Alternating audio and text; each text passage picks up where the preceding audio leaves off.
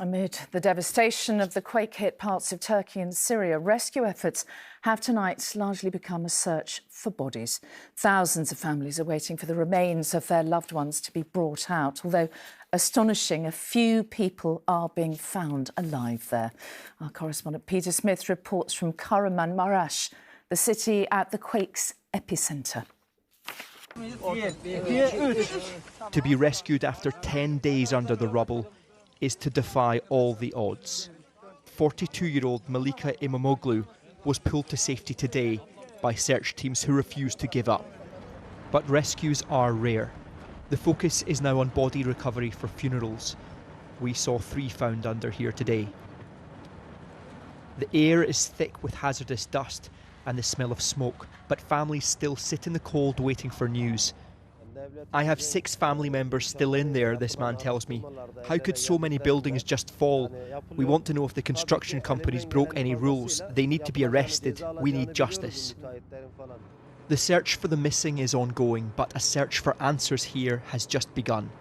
14 arrests have been made and more than 100 warrants are out for builders suspected of cutting corners. Lawyers are here gathering evidence for Turkey's prosecutors. At the same time, there are crime scenes, so we help our prosecutors. You regard these as crime scenes? Yeah, crime scenes. Potential criminality from builders? Yeah, of course. There are lots of people died here. After Turkey's 1999 earthquake, ITV news teams uncovered evidence of shoddy building practices.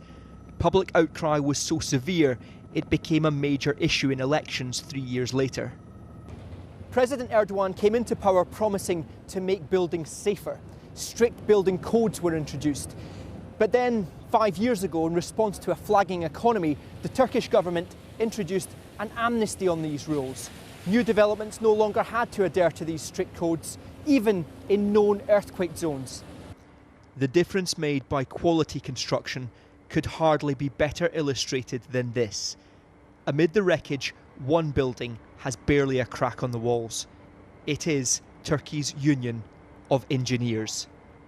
They tell me they've been warning for years against dangerous buildings.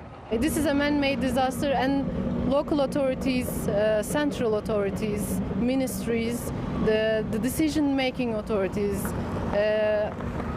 if they have taken a role in the wrong techniques, engineers, architects, we are all responsible.